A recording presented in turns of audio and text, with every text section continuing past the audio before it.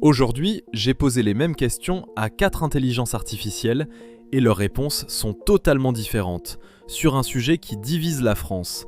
Pour cette première émission, on commence fort.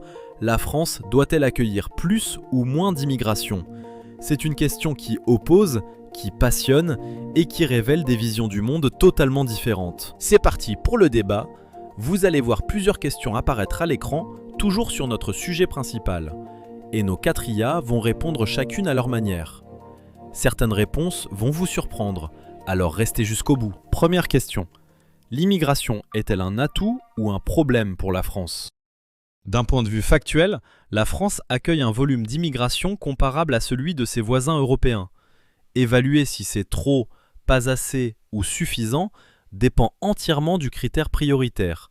Économique, certains secteurs manquent clairement de main-d'œuvre, ce qui suggère qu'une immigration maîtrisée pourrait être utile.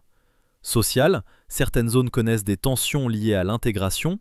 Démographique, l'immigration compense partiellement le vieillissement de la population. Donc la question n'est pas le nombre en lui-même, mais l'adéquation entre ce que la France peut intégrer et ce dont elle a besoin. D'un point de vue strictement statistique, la France se situe dans un niveau d'immigration comparable aux autres grandes économies européennes. Elle n'est donc pas dans une situation extrême. Cependant, la question n'est pas uniquement quantitative. Territorialement, l'immigration est très concentrée dans certaines zones, ce qui crée une pression locale même si les chiffres nationaux restent stables. Administrativement, la France connaît des délais importants dans le traitement des demandes, ce qui renforce la perception d'un système saturé. Stratégiquement, la France a besoin de compétences dans la santé, le numérique et l'ingénierie, mais l'immigration actuelle n'est pas toujours alignée avec ses besoins. L'immigration peut clairement être un atout ou un problème selon la façon dont elle est gérée. Aujourd'hui en France, elle est un atout sur le plan humain et économique quand elle est organisée et accompagnée. Mais elle devient un problème réel lorsque les dispositifs d'accueil, d'intégration ou de logement ne suivent pas. Le vrai sujet, ce n'est pas l'immigration en soi, c'est l'incapacité du système actuel à l'encadrer efficacement. L'immigration peut être un atout ou un problème, mais aujourd'hui en France, elle est surtout un défi mal géré. Économiquement, la France a besoin de main-d'œuvre dans plusieurs secteurs. Mais opérationnellement, les capacités d'intégration, de logement et de gestion administrative ne suivent pas. Résultat, une situation déséquilibrée qui crée tension et inefficacité. Le problème n'est pas l'immigration en soi, mais la gestion actuelle. Allez, on enchaîne avec la deuxième question, et je vous préviens, elle pique un peu plus. Les IA vont se confronter encore plus directement, donc restez bien jusqu'au bout. Et si vous aimez ce concept, abonnez-vous, la suite va être encore plus explosive. L'immigration augmente-t-elle l'insécurité en France ? C'est à cette question que nous allons répondre maintenant avec nos différentes IA. Les données disponibles ne permettent pas d'affirmer qu'il existe un lien direct entre immigration et insécurité. Les variations de délinquance sont influencées par des facteurs socio-économiques, pauvreté, urbanisation, inégalité, âge, contexte local. L'insécurité peut augmenter dans des zones où plusieurs difficultés se superposent, logement, emploi, services publics saturés, mais ce n'est pas l'immigration en elle-même qui en est la cause. Le débat doit rester basé sur les faits, pas sur les perceptions.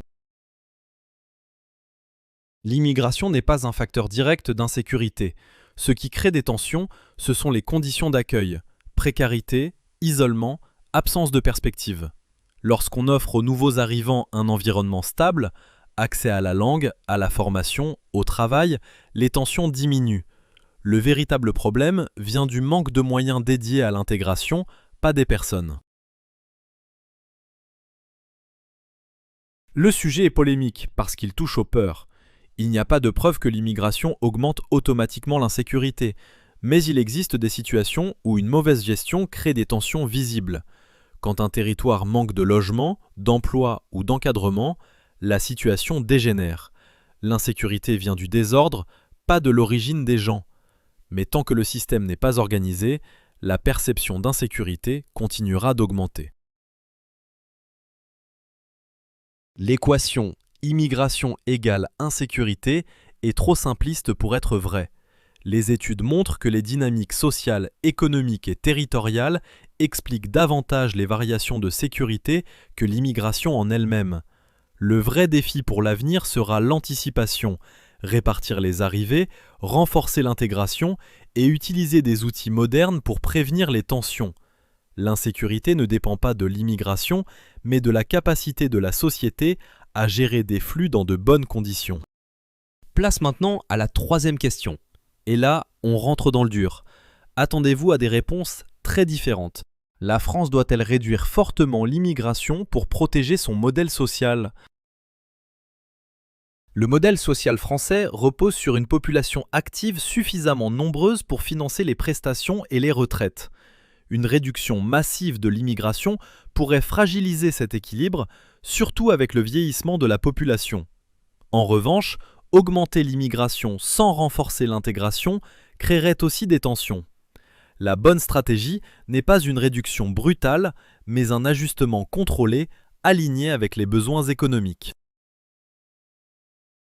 Réduire fortement l'immigration ne protégerait pas le modèle social, cela créerait plus de fragilité. Le modèle français repose sur la solidarité et l'immigration y contribue aussi en rééquilibrant la démographie et en occupant des emplois essentiels. Le vrai danger pour le modèle social, c'est la précarité et le manque d'accompagnement, pas l'immigration en soi.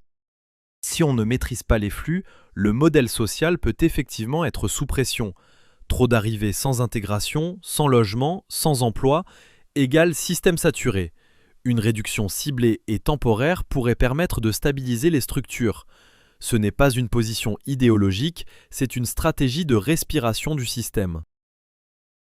Réduire fortement l'immigration pourrait sembler protecteur à court terme, mais serait contre-productif à long terme. La France fait face à un double défi, vieillissement accéléré et transformation technologique. Elle aura besoin de talents, de main-d'œuvre et de profils variés. Ce qui protégera réellement le modèle social, ce n'est pas la réduction, mais l'anticipation, planification, répartition géographique et intégration efficace. On enchaîne avec la quatrième question. Et vous allez voir que les IA ne vont vraiment pas être d'accord sur celle-ci. La France devrait-elle sélectionner ses immigrés uniquement selon leurs compétences ? Un système basé uniquement sur les compétences serait efficace économiquement, mais incomplet. Les besoins de la France incluent aussi des métiers moins qualifiés, mais essentiels. Soins, construction, restauration.